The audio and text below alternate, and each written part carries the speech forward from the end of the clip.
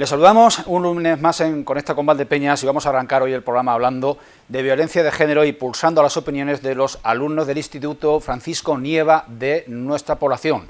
También le vamos a hablar de ese mini maratón de donaciones de sangre que se está organizando para este jueves 2 de diciembre en el Hospital de Valdepeñas. Y nos interesamos en la página cultural por el nuevo libro de Carlos Muñoz de la Espada, una nueva novela histórica con la que este creador, este escritor valdepeñero, nos vuelve a sorprender.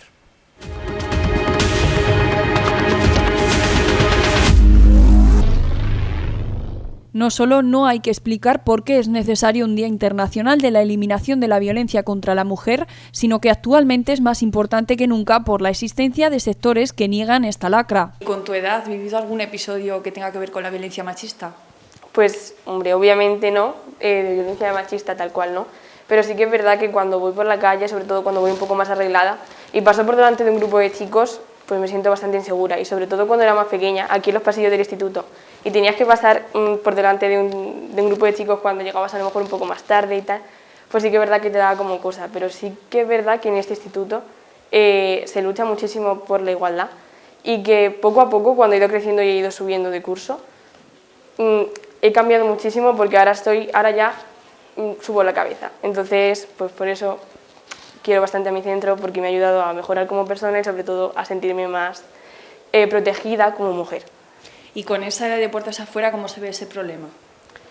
Pues yo, mira, cuando estoy con mis amigas lo hablamos mucho y además es triste decirlo, pero cuando vamos con algún chico, aunque sea solo uno, que tengamos a lo mejor más fuerza física que él, pues nos sentimos más seguras aunque sea un niño chiquitín, pero da como más seguridad ir con un chico. Pero esto lo decimos muchas veces mis amigas y yo, que es muy triste, porque ¿por qué pasa esto? Entonces, bueno, a ver si lo podemos solucionar.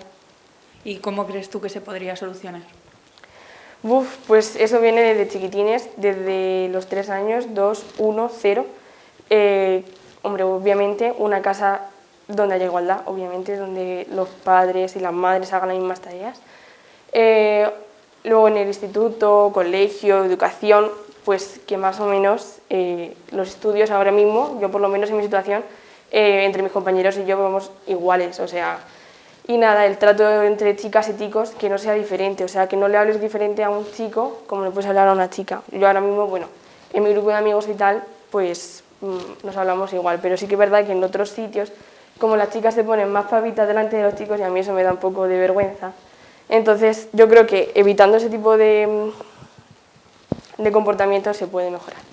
¿Crees que todos en general tenemos dentro aspectos machistas con los que hemos crecido? Obviamente, yo la primera, y es algo muy triste, pero lo hacemos inconscientemente y bueno, yo muchas veces digo, ostras, párate que a lo mejor te estás equivocando.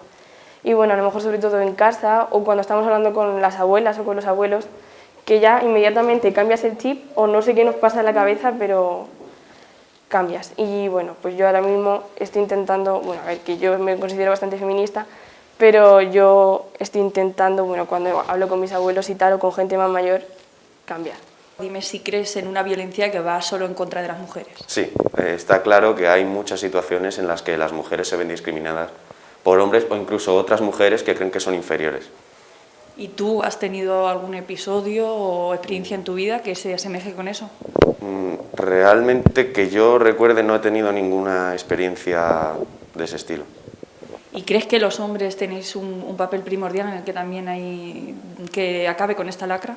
Sí, porque teniendo en cuenta que ahora sigue habiendo mayor presencia de hombres en los altos cargos, pienso que a su vez deberían ser los hombres que están en esos altos cargos los que influenciaran para que se incrementara la presencia de mujeres. Y en el aspecto social, ya entrando de lleno en lo que es los ataques y la violencia que sufren las mujeres, es una cuestión también de educación. Sí, la educación desde temprana edad hacia los valores de igualdad de género entre hombres y mujeres me parece que es una muy buena manera de que se eviten este tipo de conductas. ¿Y en vuestra generación, tú crees que se está consiguiendo? Vamos en camino, pero no diría que es un 100% de delito, porque hay ideas y gente y educaciones de todos los tipos. Entonces va a haber personas que reciban una educación dirigida a la igualdad y personas que reciban una educación más, digamos, tradicional.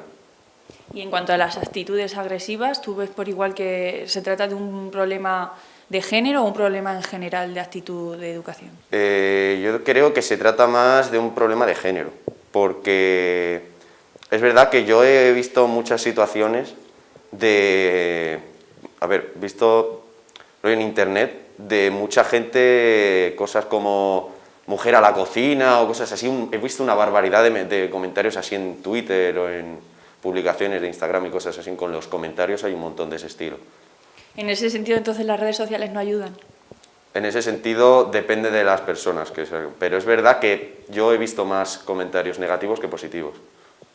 Y como le hemos preguntado a tu compañera, ¿qué solución pondrías tú de cara a vuestras generaciones mismo, que no siga habiendo ese ratio de violencia solo por el hecho de ser mujer? Es que no sé específicamente qué haría, no se me ocurre una solución ahora mismo, pero para empezar está claro que concienciar a la población desde lo más joven, desde la tierna infancia, para así que conforme vayan siendo más mayores, cada vez vayan siendo más conscientes de lo que ocurre a su alrededor y de qué pueden hacer para evitarlo. ¿Por qué has decidido participar hoy? Pues no sé, me ha apetecido y he dicho, ya ayudamos también. Pero en cualquier caso, por ser un chico, ¿no te lo has pensado 2 veces? No. Inés, primero háblame de lo que sabes tú de la violencia de género a tu edad. Yo creo que es un problema que sigue afectando en el mundo en general, en algunos países por supuesto más que en otros, pero es un problema generalizado que sigue existiendo y que yo creo que seguirá existiendo siempre, porque aunque sigamos concienciando a la gente, sigue habiendo brutos, principalmente hombres, que siguen pensando que las mujeres son inferiores, que solo valen para hacer las tareas de la casa, para servir. Yo creo que sigue siendo un problema enorme y que cada vez estamos consiguiendo que se erradique más, pero que va a seguir durante mucho más tiempo. ¿En tu día a día recibes muchas noticias que tengan que ver con esto o estás al día de sucesos que tienen que ver? Todos los días en el telediario solo tienes que encender la televisión para ver que se han producido muchísimos casos. Pueden ser asesinatos, puede ser violencia, y esos son la gente que denuncia. La gente que no denuncia, las mujeres que no denuncian, que se callan, que no se da visibilidad, o simplemente se piensan que es una causa como no lo suficientemente grave para denunciarla. Eso no se sabe. Se sabe solo los casos más extremos, y ya son muchos. ¿Y en tu entorno has vivido algo parecido? En mi entorno, en mi familia no, porque yo desde pequeña he recibido una educación muy igualitaria. Mis padres siempre han hecho las mismas tareas en casa. Luego, en el entorno más adolescente, sí que es verdad que cuando sales o te arreglas un poco más o algo así, cuando pasas, a mí me ha pasado varias veces, por ejemplo, que pasa un coche por al lado que va, pues, 2, 3 hombres o así, y siempre te gritan algo o te silban o cualquier cosa así, y la verdad es que es muy incómodo. ¿Y en casa habláis de estos temas? Sí, esto la verdad suele salir bastante como tema de conversación en casa, por eso, simplemente porque he recibido una educación muy igualitaria y mis padres son totalmente defensores o sea, están en contra, por supuesto, de la violencia de género, y me han educado bastante bien, y yo soy muy feminista también. Pero además de eso, ¿tú crees que tus padres o tú habéis vivido con miedo porque tú seas una chica? Sí, totalmente, porque siempre que eres una chica tienen como más miedo a que te pase algo por la noche. Mi padre siempre, cuando a lo mejor ya se ha hecho de noche, siempre me dice que si me acompaña a casa, y casi que le da más miedo a él que a mí, porque yo siempre intento ir sola para no coger ese miedo, pero es verdad que siempre que vas tú sola y es de noche o algo así, pasas por algún grupo de chicos, siempre es como si estuviese en nuestro ADN, que siempre te pones tensa y tienes miedo, o sacas el teléfono para llamar o cualquier cosa así. Y mis padres son siempre los que más miedo tienen a que me pase algo. casi más mi padre que mi madre. Porque mi madre, exactamente por eso, porque es una mujer, quiere que seamos fuertes las mujeres y que no nos atormenten esas cosas. Así que el que más miedo tiene yo creo que sería mi padre. ¿Y tú crees que en tu generación hay esperanza? Yo creo que sí, que cada generación se va avanzando. Pero, por supuesto, todos los asesinos, los violadores, todos los que salen han sido niños también. Por lo cual, hasta que no crezcamos más, no se pueden ver esos rasgos. Sí que se pueden apreciar cuando somos adolescentes, pero cuando eres adulto se muestra mucho más. Pero yo creo que cada generación se va avanzando un poco más, si seguimos concienciando, claro, y no se deja esta causa. Entonces, para concienciar, ¿tú crees que habría que seguir hablando tanto como se está hablando? Porque hay sectores que cuestionan que se hable tanto de este tema. Nunca es... O sea, ojalá llegue algún día en el que no se tenga que hablar, básicamente, pero es que hay que hablarlo porque sigue existiendo. Si no existiese este problema, tampoco existiría el Día de la Mujer, ni el Día de la Violencia de Género, porque no existiría. Ese es el problema. Se tiene que seguir hablando de ello porque si no se acaba olvidando. Aún ya existe mucho actualmente, mucha violencia a través de redes sociales, o sea, las redes sociales al final, incluso por diversión, aunque no lo pienses, pero la gente siempre escribe cosas malas como para ver cómo reacciona la gente, y las redes sociales son muy malas son muy dañinas para una persona y sobre todo para una mujer. Y hay que seguir concienciando de esto porque si no, al final se acaba olvidando. Y aún ahora concienciando ya existe todavía mucho. Hacéis mucho hincapié en las redes sociales. ¿Se podría dar una vuelta, ¿no?, y utilizarlas de manera positiva en este tema? Sí, yo creo que aunque se siguen dando charlas sobre ciberbullying, o sea, todo lo que tenga que ver con Internet, porque la gente detrás de una pantalla, cuando no está cara a cara, se vuelve mucho más valiente y dice lo que piensa. Pero yo creo que se debería dar más charlas, por ejemplo, también del acoso hacia una mujer por redes sociales, porque se da mucho en persona, de agresiones físicas, agresiones verbales, pero no tanto por Internet, y son muchísimas, aunque sea un simple comentario, pero son comentarios que dices, ¿de qué siglo vienen?, ¿sabes? Porque no son coherentes con que estamos en el siglo XXI, que hacen diciendo vete a tu casa a cocinar porque eres mujer, o las tareas de tu casa que tienes que hacer. Y creo que lo que se celebra es un deseo de la igualdad, de que una mujer vaya por la calle y no tenga miedo, o que si le dicen algo que una persona puede considerar un piropo, no le moleste. Porque ir por la calle y que estés medianamente arreglada y un hombre te diga guapa o cosas así, una persona lo puede ver como una cosa normal. Pero sinceramente yo creo que eso es violencia machista, porque es que si no la conoces, si no sabes lo que piensa, si no sabes lo que le va a molestar, no tienes derecho a decirle nada. Entonces creo que se celebra eso y se defiende eso, que yo deseo que algún día todo el mundo lo entienda porque no es normal. Entonces, ¿el apelativo de machista o violencia de género crees que está justificado, que no es violencia en general? Creo que sí, creo que violencia machista no es una violencia normal, que no es un insulto normal, que es hacer incomodar a una persona sin más, que es el término de violencia, pero es a un tipo de personas en específico que somos las mujeres. Y creo que hay que pararlo ya. ¿Y crees que hay violencia hacia las mujeres entre la juventud? Sí, y mucha. Porque sí, estamos avanzando, estamos dando pasos, pero son pasos muy pequeños. Y ahora mismo vas y un chico de mi edad, o más pequeño o más mayor, puede tener la educación de respetarte, o puede decir es una mujer, es un objeto. Y desgraciadamente ahora mismo eso se da mucho. Entonces no tiene remedio ya casi, porque eso es desde pequeños. ¿Y crees que las chicas jóvenes en este caso tenéis prejuicios por haber crecido con este tema hacia los chicos? Sí, yo creo que sí, porque sinceramente ya no es solo un chico o un hombre el que desprecia a una mujer, porque ahora mismo hay adolescentes o mujeres que son ellas mismas las que se desprecian porque dicen es mi culpa, soy fea, soy inferior, Entonces, al final, ya no es solo un tema del género masculino, son todos. Es algo que ha influido a toda esta generación y aún hay muchas personas que sí somos bastante los que decimos esto no es normal, hay que pararlo, no es coherente. Pero también hay muchas más que dicen no, esto es así y ya está.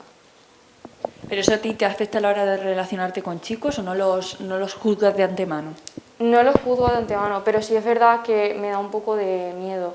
Yo, por ejemplo, voy a defensa personal y eso me hace estar mucho más segura, pero, por ejemplo, es muy raro ver a una mujer en defensa personal, yo soy la única del grupo. Entonces, creo que eso influye mucho y sí, si estoy con un chico estoy incómoda y a lo mejor si no tengo la suficiente confianza con él, no me acerco mucho, ni le hablo, ni le digo información personal, tipo mi nombre o mi edad, porque me da miedo. ¿Y tú crees que un hombre o un chico joven que ha ejercido violencia o algún tipo de actitud agresiva hacia una mujer con educación y hablar podría llegar a entender que eso no está bien? Yo creo que sí, porque al haberlo vivido en su propia piel, creo que sabe lo que se sufre y creo que sabe lo que provoca. Entonces, aunque no le hayan educado correctamente, creo que si tiene un poco de coherencia va a ver que eso no está bien y que hay que tratar a la mujer como una persona y no como un objeto. Entonces, ¿la solución es, seguimos diciendo que está en la educación y en el hablar? Sí, es educación y saber hablar como una persona y entender que aquí todos somos iguales, que no hay alguien mejor, alguien peor, o alguien de nivel alto, alguien de nivel bajo. No por ser una chica eres inferior o no por ser un chico eres superior o al revés. Entonces, no. Yo creo que sí, que es desde la educación, desde pequeños y si, como has dicho antes, no se les ha educado bien, pero tienen la inteligencia de saber que eso no está bien y que lo normal es la igualdad, yo creo que sí. Por lo menos en los institutos o en el ámbito educativo los recursos están, ¿no?, para que vengas de donde vengas. Sí, los profesores inculcan la igualdad, que aquí nadie es mejor que nadie, como ya he dicho, y sí, yo creo que también los institutos que fomenten eso es muy importante, porque si tú ya de por sí no tienes como esos ideales de igualdad y luego en el instituto no te lo inculcan tampoco, pues eso no ayuda. Pero si te lo inculcan, te vas a dar cuenta.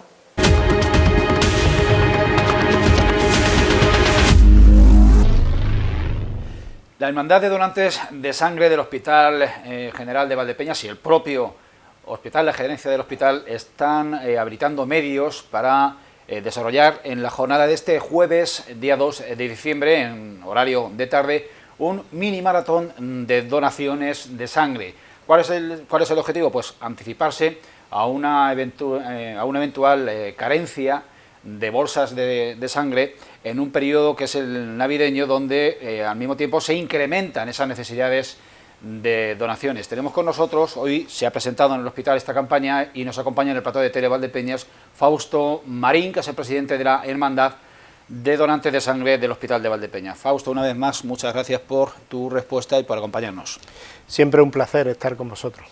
Primera curiosidad, ¿cómo es que el donante habitual se despista o deja un poco aparcado su compromiso con las donaciones durante el mes de diciembre?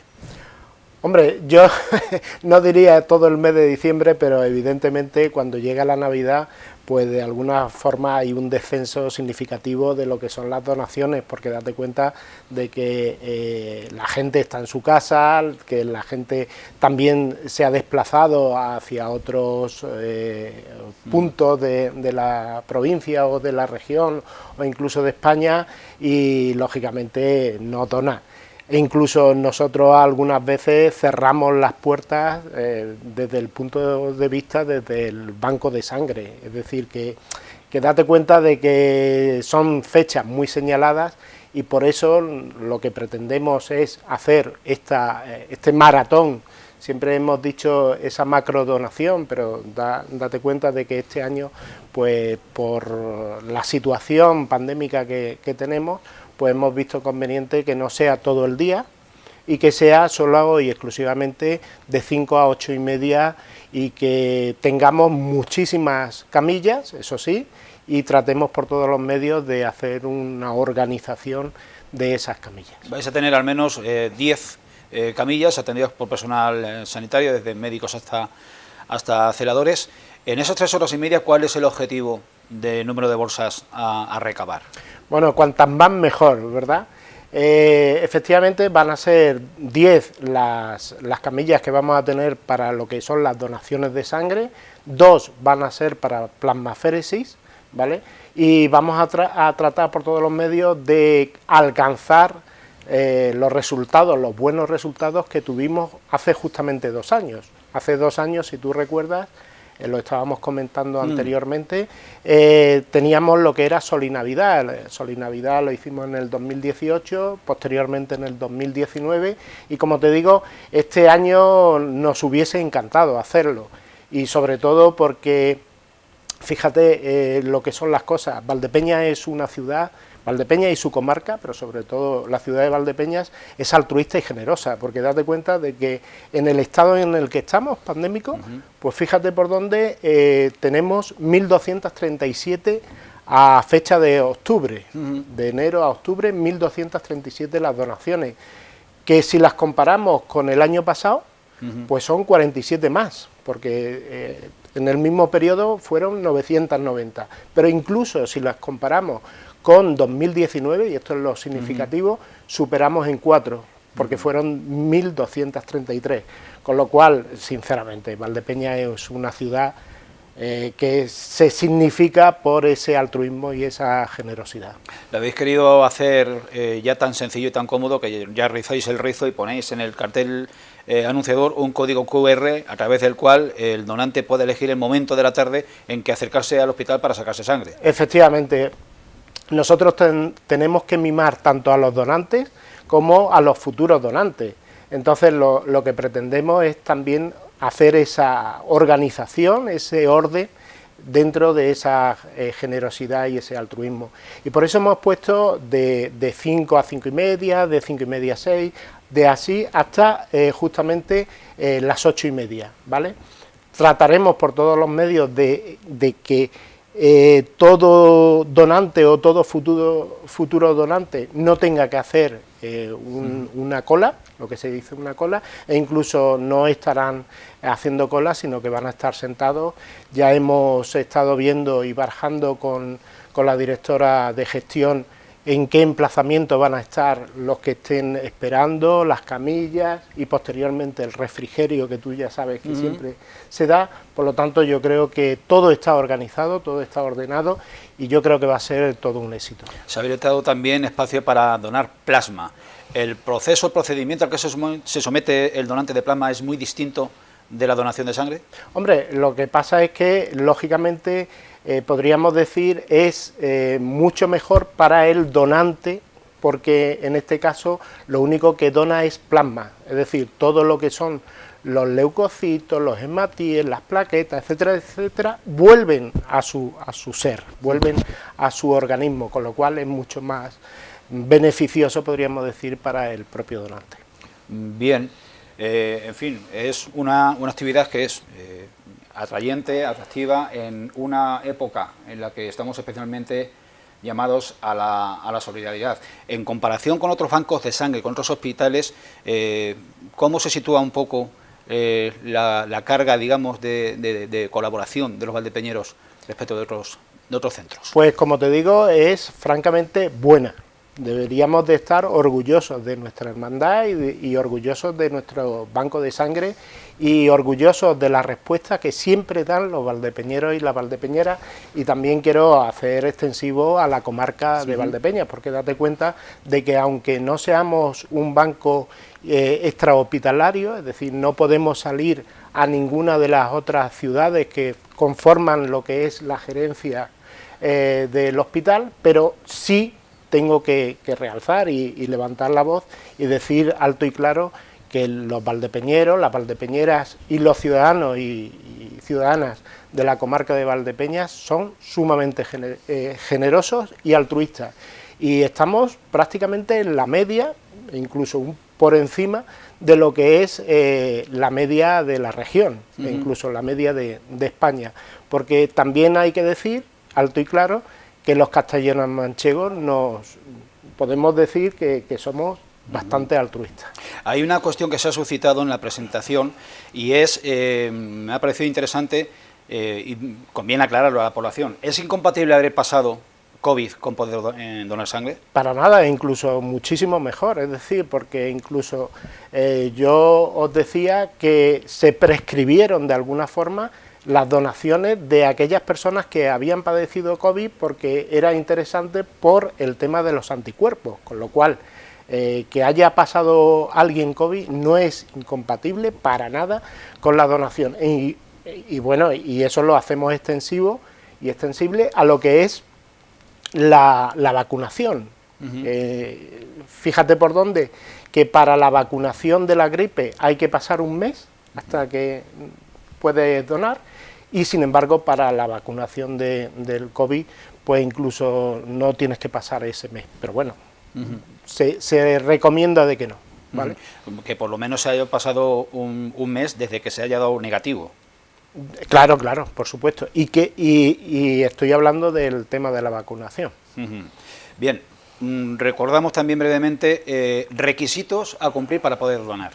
Bueno, pues así sucintamente, pues ser mayor de 18 años, entre 18 y 65 años, pesar más de 50 kilos, no padecer una enfermedad infectocontagiosa y bueno, el tema de la medicación, que siempre todo el mundo pregunta, pues evidentemente lo mejor es preguntárselo a su médico de cabecera o a los médicos que vamos a tener en el día de la donación, o incluso tú ya sabes que estamos los martes y los jueves de 5 a 8 y media siempre a lo largo del año, y allí hay siempre un médico al que tú le puedes preguntar si es compatible o no es compatible con la medicación que tú estás tomando. 50 kilos, se sea hombre o se sea mujer. Exactamente. Bien, pues hecha queda la llamada. Este próximo jueves, en horario de tarde, estamos llamados a donar sangre, a donar esos 0,4-0,5 litros de sangre por... 450 centímetros cúbicos. Lo que viene es una pinta. Sí. Medio litrejo. Efectivamente. Bueno, además es que es sinónimo de salud. O sea, por supuesto. Porque fuerzas al organismo a reponer ese déficit, con lo cual pues se genera sangre nueva. Efectivamente. Bien, pues que sea todo aparte, un éxito. Aparte, simple, por abundar un poco más, como te decía anteriormente, se le da un refrigerio, se le da una bebida, se le da una comida, un bocadillo, y evidentemente la médula empieza a segregar la sangre que necesitas para el organismo, con lo cual que no tengan ningún tipo de problema, que tu organismo siempre va a dar respuesta a lo que se ha sacado. Me suscita también una nueva pregunta. El sacarse sangre, en los momentos, las horas posteriores, ¿hay alguna actividad que esté contraindicada?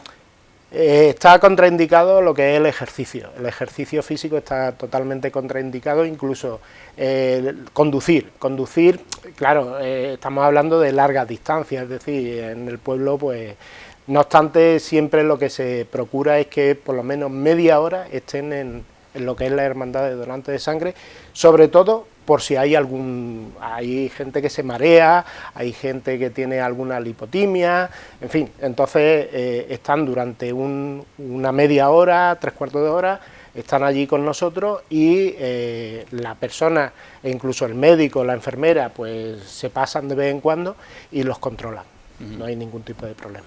Bueno, pues más que un deseo es la certeza de que va a ser un éxito, de que la gente va a ir masivamente, y que además es una manera también buena de prepararse para estas semanas de celebraciones constantes que tenemos hasta fin de año. Fausto, pues muchas gracias Siempre y enhorabuena por esta iniciativa. Muchísimas gracias a vosotros.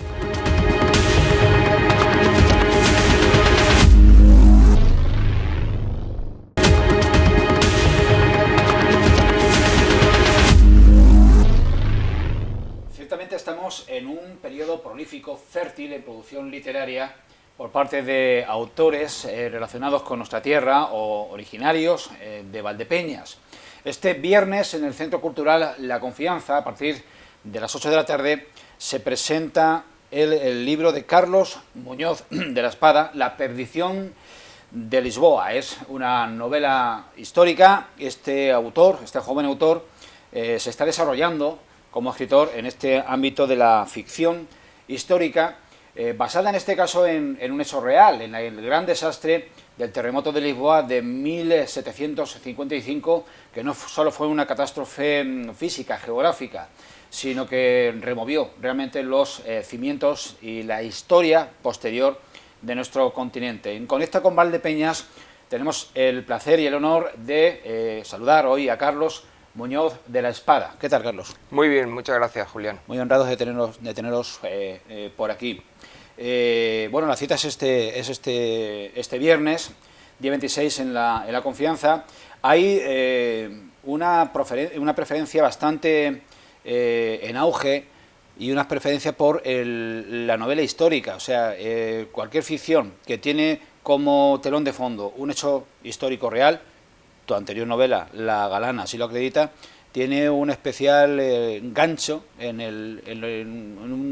una masa, en un sector bastante grande de lectores. Sí, me imagino que, bueno, la gente lo que quiere sobre todo es evadirse de la actualidad que estamos teniendo, que ya todos lo sabemos, todos los problemas, la crisis anterior. Entonces, la forma de evadirnos es o irnos a leer y a consumir productos de fantasía o histórico, es decir, irnos a otra época. Y yo por mi parte pues también lo que más me llama, sobre todo en lo histórico, porque es como idealizar unas épocas anteriores en las que presumiblemente todo era más bonito, era más a decir mejor, porque evidentemente no lo era, pero sí que podía ser más bonito puesto que lo estamos recreando, ¿eh? No es que, entonces lo mío son ficciones. Y creo que sirve un poco para eso, para evadirme yo también como artista. Interpretamos que, por una parte, es una lectura de entretenimiento, pero también es una lectura didáctica. Vamos a ver, hablas o desarrollas una trama de intrigas en la embajada española en Lisboa en aquel tiempo, pero paralelamente, simultáneamente, vas describiendo todos los acontecimientos que realmente tuvieron lugar en esta época. Un trabajo de documentación interesante, supongo. Sí, bueno, yo sobre todo quiero dejar claro que esto, aunque sea una novela que se titule de Lisboa y esté ambientada en Lisboa, sí que es muy manchega también. Mis personajes principales son manchegos, todo comienza en Valdepeñas. Y lo que pasa es que se van a ir trasladando hasta Lisboa y van a llegar a Lisboa. Y también, además, aunque hable sobre el terremoto de Lisboa, que fue muy importante para toda Europa y para toda la cultura occidental, entonces creo que sí que es muy importante que lo conozcamos. De hecho, es un terremoto que, por ejemplo, en Andalucía se le conoce como el terremoto de Cádiz o el terremoto de Huelva, porque fue hiperdestructivo en Andalucía, hiperdestructivo en toda España, se sintió hasta en Escandinavia, murió muchísima gente en Marruecos, por ejemplo, o sea que es algo que nos afectó mucho y es fundamental conocer esta época. Muy cerca de nosotros, Almagro tiene vestigios claros de lo que fue el terremoto, porque una edificación, una iglesia se derrumbó completamente, y hay otra, junto a la plaza mayor de Almagro, que conserva las grietas que produjo el terremoto. Claro, en Almagro, porque vamos allí y nos lo cuentan, pero vamos, fue en todos los pueblos. Valdepeñas casi fue el que menos sufrió los estragos aquellos, porque solo se cayó una cornisa en los Trinitarios, pero sí que, bueno, cualquier pueblo que podamos visitar y que nos informemos fue devastador. Ciudad Real misma, Ciudad Real tuvo que construir, ahora cuando vamos allí, vemos en la iglesia de San Pedro, en la catedral, grandes contrafuertes, todo eso se construyó a partir de esto porque se venían abajo todas las iglesias. O sea, fue algo terrible, bueno, el mayor desastre que ha sufrido Europa en toda su historia. Hablas del personaje principal, un secretario que se desplaza destinado, viene de aquí, viene de La Mancha, viene de nuestra tierra, se marcha a trabajar a la embajada diplomática en Lisboa y se ve sometido a una serie. Lleva una prometida, lleva una pareja. Este secretario no es exactamente Valdepeñas, es de Cádiz, porque yo quería hacer también un homenaje a esos sitios que todavía recuerdan el terremoto. Entonces quise que mi protagonista fuera de Cádiz, pero todo comienza en Valdepeñas. A él le pilla aquí en Valdepeñas volviendo hacia Madrid, y entonces hay un señor de aquí de Valdepeñas que está pasando una situación muy difícil de cólera, de hambruna que estaba viendo en Valdepeñas en esa época, y entonces le dice: tienes que llevarte a mi hija y casarte con ella. Y el secretario, que era muy tímido, pues dijo, pues como no me case con esta, me quedo soltero para siempre. Entonces se la lleva a Lisboa, porque enseguida le dicen, tienes que desplazarte a Lisboa, y se la lleva. Pero ella es algo muy curioso, y es que siempre va cubierta y tapada, como se tapaban antiguamente las mujeres, y él dice, algo raro hay aquí, algo guarda esta chica. Y directamente se mete en dos epicentros. En un epicentro de intrigas sociales dentro de... Amorosas, claro, con ella, y porque se tiene que casar con ella, y luego se mete en otro, en lo que es la sociedad de Lisboa. La sociedad está del siglo XVIII, vamos a imaginar cómo era Versalles, cómo era la María Antonieta, toda esta época del siglo XVIII, es la época de la Ilustración también. Pero claro, la ciudad más importante en el mundo, que es que esto se nos olvida y no se habla, en ese momento era Lisboa. Lisboa, y pensar que Lisboa...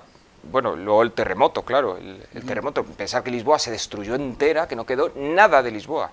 Pues aquí había una historia estupenda y maravillosa que había que rescatar. La preeminencia geopolítica de España, bueno, de la península ibérica, de España y Portugal, dejaría paso a una prevalencia británica y francesa en aquella época. Sí, claro, podríamos pensar, bueno, que estábamos en los últimos coletazos de los grandes imperios de España y Portugal, y de hecho España y Portugal habían estado unidas, entonces había sido el mayor imperio que había habido nunca en el mundo.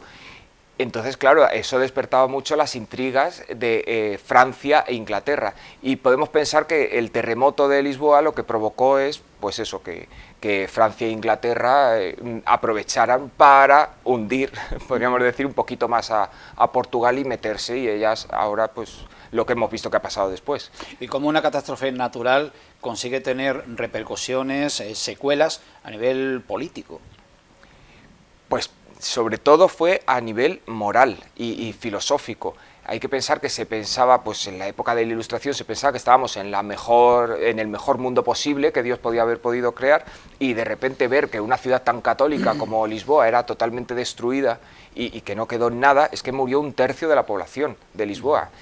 Entonces sí que revolvió un poco el pensamiento europeo y se llegó a una época un poquito más pesimista. Incluso yo quiero hacer coincidir el nacimiento del fado con este terremoto, porque el fado se sabe que nace a partir del siglo XVIII, casualidad, y es como la caída en depresión, ¿no? En la melancolía de los portugueses, y claro, evidentemente tuvo que coincidir con el terremoto. Decís que hay un especial detalle, un especial cuidado, rigor con describir un paisaje barroco, un ambiente y un contexto... Bueno, a mí me interesaba mucho también, que también lo hice con La Galana, el ver cómo era una época anterior de lujo, de riqueza, de desenfado, y cómo se llega a la destrucción de todo eso. Me parece una idea muy romántica. Entonces, claro, tienes que mostrar cómo era la Lisboa del siglo XVIII, anterior al terremoto, pues eso, que era todo lleno de palacios y de lujos. Carlos Muñoz de la Espada, te graduaste, te titulaste en la Escuela de Arte Pedro Almodóvar de Ciudad Real, y también has estudiado, te has diplomado en Arquitectura del Espectáculo y en Figurismo Histórico. Estás trabajando en el área de medios artísticos de Televisión Española. Describe cuál es tu dedicación y cómo te va. Pues mira, yo en Televisión Española, que llevo allí desde 2007, me dedico al vestuario y pues básicamente hacer que los presentadores salgan siempre bien vestidos y bien arreglados. Eso es lo que me da de comer. Bien. Y luego ya me dedico al arte. Nada más y nada menos. Tu anterior experiencia, La Galana, hace 10 años, sí, que saqué la primera. Bien, ¿y cómo te fue? Pues fue para mí fue un orgullo saber que, sobre todo por el personaje, porque cuando yo escribo, creo, no lo hago por mí, lo hago también por rescatar unas historias que creo que hay que mostrarlas al público y que el público las defienda, y sobre todo crear una identidad en Valdepeñas que enriquezca nuestra cultura. Entonces sí que me sorprendió mucho el cómo de pronto, a partir de la novela y de otros actos que se habían hecho anteriores, o sea, toda esta última época ha sido un revulsivo para pues eso, rescatar sobre todo la Galana como símbolo, porque ya no es que sea un personaje histórico importante, sino que es un símbolo de Valdepeñas, que representa pues la madre patria, como lo queramos decir, pero creo que todos los valdepeñeros la llevamos con orgullo, sin pensar en lo que hizo o no hizo, o siquiera si existió, que sabemos que sí, todo esto. Pero bueno, como símbolo, y para mí pues fue fundamental el saber que eso servía. Y recientemente se ha llevado al teatro. Bueno, y además, claro, me la han llevado al teatro, que ha habido otros intentos anteriores, o sea que de repente sí que ha habido mucha repercusión fuera de Valdepeñas también, y que una compañía quisiera cogerme los derechos para llevarla al teatro, y con mucho éxito. O sea, están representando en Castilla-La Mancha, van a saltar a Valencia, a Madrid, a Andalucía, y oír Valdepeñas en cualquier sitio y que la gente lo aplaude y se vuelva loca, todo el mundo diciendo quiero ir a ver Valdepeñas, a ver dónde pasaba la galana, pues a mí eso me llena de orgullo, la verdad. Yo comentaba con la actriz, que por cierto ha estado aquí en Valdepeñas dos veces, que claro, ella ha interpretado el papel, pero parece que han hecho un casting con ella, que la han elegido por tener el perfil femenino que tiene, porque se parece bastante a la escultura de Javier Galán de la Plaza de San Marcos. A ver, yo cuando la conocí y vi cómo era ella y cómo se desenvolvía y los gustos que tiene también, dije, pues sí, claro, le voy a ceder los derechos porque creo que lo va a defender muy bien. Sí, sí, sí, encaja muy bien. Además, pues también los referentes que ella tenía, dio la casualidad que eran los mismos referentes que tenía yo cuando escribí la novela, así que estupendo, lo hace muy bien Tania. Regresamos a la petición de Lisboa, editorial Adarve, 286 páginas, viernes 26 de noviembre en La Confianza. ¿Cómo va a ser el acto? Pues el acto va a ser muy sencillito, tampoco... Lo que sí, pues hablará Vanessa, hablará el editor, yo contaré algunas palabras, no tanto de la novela porque a mí no me gusta mucho hacer spoilers, ¿no?, como se dice ahora. Entonces, y luego sí quiero introducir un poquito el fado en la gente y que sepa cómo suena esa melancolía portuguesa, entonces tendremos también un pequeñito recital de fados allí. Y lo más importante, ¿dónde lo podemos encontrar? Pues se puede encontrar ahora mismo, como acaba de salir, se puede encontrar en la página de la editorial de Adarve, y si no, encargándola en una librería. Y luego esperemos que, bueno, que esté en todas las librerías, por supuesto. Pues Carlos Muñoz de la Espada, toda suerte de éxitos con esta nueva experiencia literaria, nuestra recomendación para que se consuma este prometedor libro, La perdición de Lisboa, y que te veamos por tu pueblo muchas veces. Siempre, siempre aquí. Gracias.